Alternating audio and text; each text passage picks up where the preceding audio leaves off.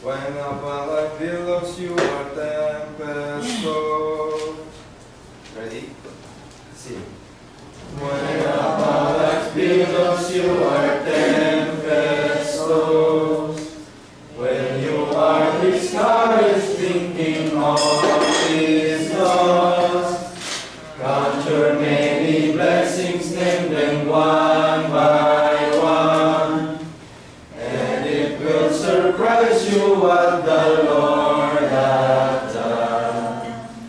Count your blessings, name them one by one. Count your blessings, see what God hath done.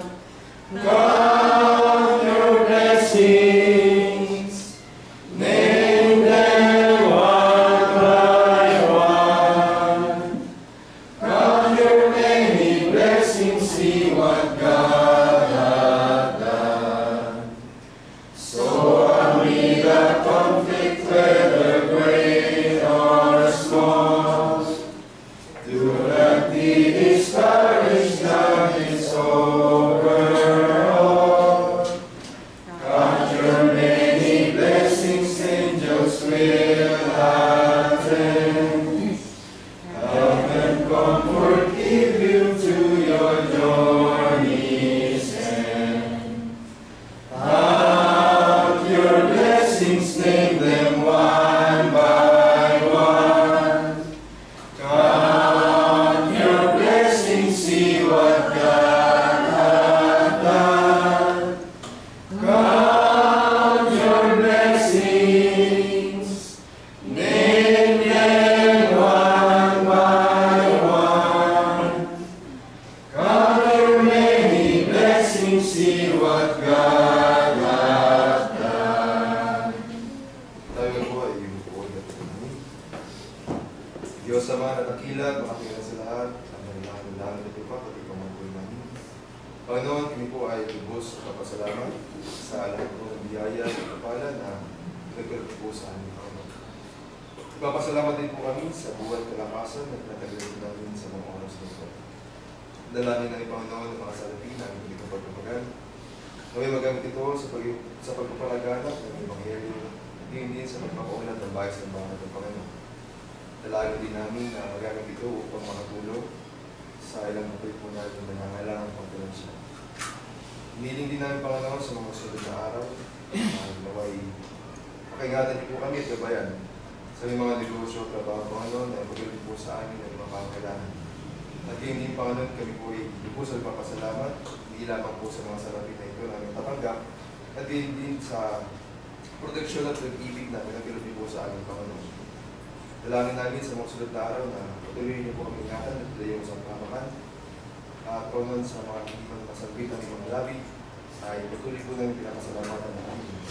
Sa ngalan po ni anak na si Kristo Jesus, ang ito pagligtas, ngayon at pakailanman. Amen.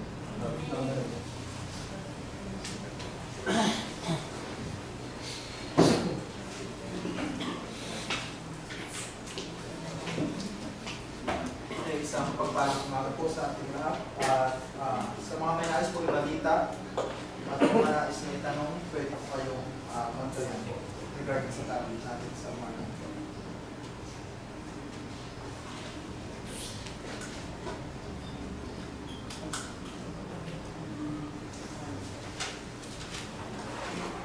kung wala na po ay lumapit tayo sa ating closing song.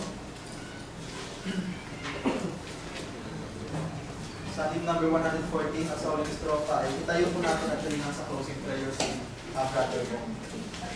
Closing prayer. Sa hymn number 114.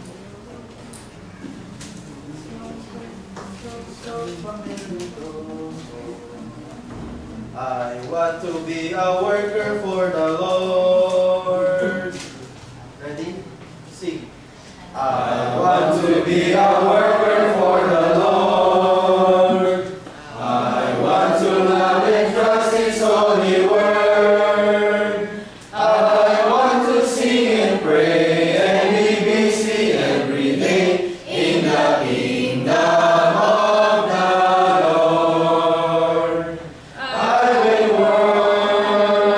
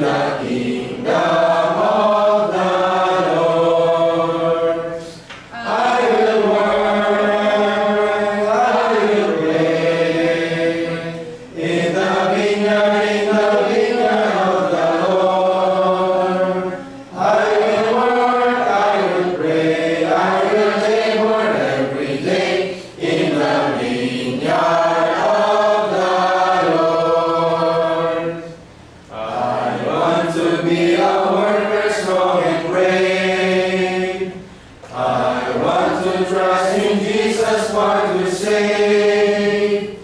All who will truly come shall find a happy home in the kingdom of the Lord.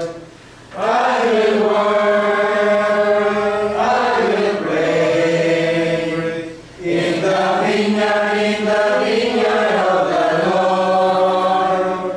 I will work, I will pray, I will labor every day in the vineyard of the Lord. I want to be a worker, help me, Lord, to lead the lost in hearing to thy word. That voice to joys on high, where pleasures never die, in the kingdom of the Lord. I will work, I will pray, in the vineyard of the Lord. I will work, I will pray, I will labor every day in the vineyard of the Lord.